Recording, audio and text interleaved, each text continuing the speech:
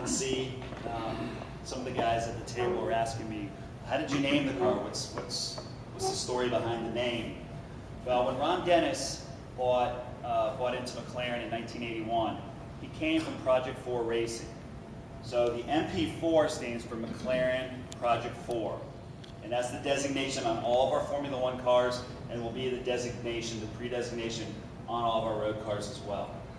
The 12 stands for, it's kind of an internal efficiency coefficient.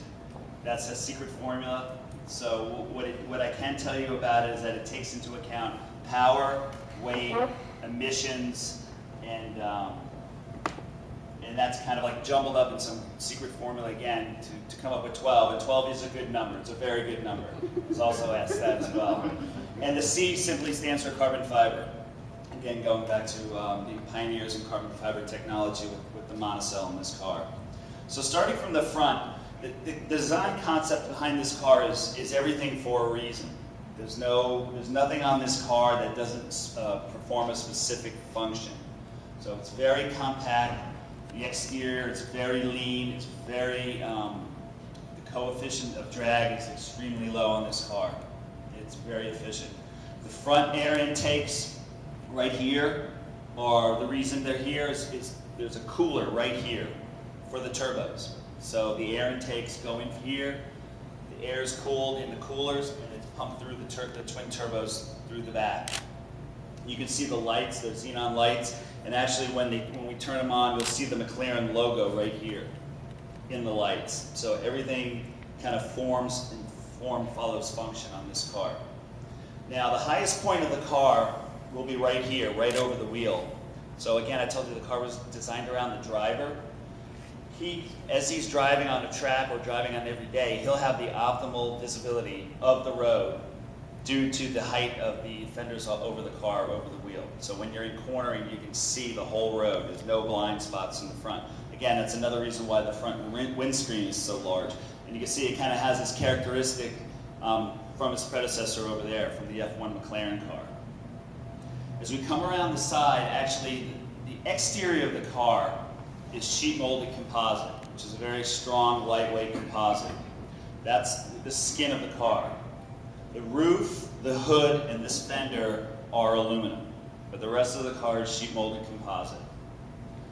And as you saw Lynn earlier, open the door, you'll have a key, and it'll sense you. The car, as you walk up to it, it'll sense you, and you just put your hand underneath it, and there's a sensor right here. You kind of play it, and it opens the car. Again, there's no door handle, which saves on weight, and the airflow is nothing to disturb the airflow. It's straight, smooth air. You come around the back, actually, and you notice the large turning vane. So what this does, it turns the air into the car to cool the massive 592 horsepower engine.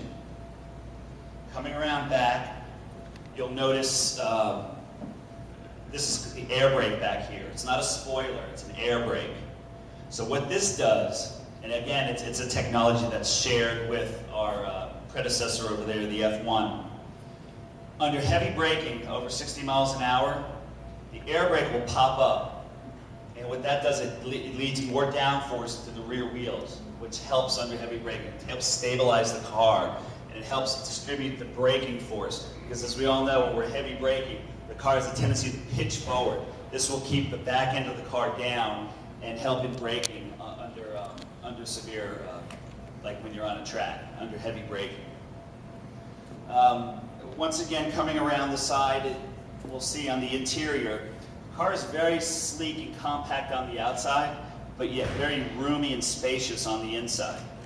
So once you guys get a chance to sit in it, you'll see the center console. The navigation screen is mounted vertically, not horizontally, to keep the center console very, very slim, and that way it'll give you more room. So at this time, I'd like to invite everybody to come on up and sit in the car and ask any questions you may have about it. So feel free to come on up, take pictures, and we'll answer all your questions. Peter? No. Peter. Hey, Peter, great to meet you. I'm just curious because, forgive me, I'm not a highly technical guy, but as I look at this, it seems like the front end is pretty light. Yeah, extremely light. The weight distribution, the back end is 57, the front end is 43, so that's the weight distribution. But it is very light, most of it, and that's why the engine is so low and compact in the back. It helps stability. It's a good engine car. So, yeah, it's light. It helps in handling.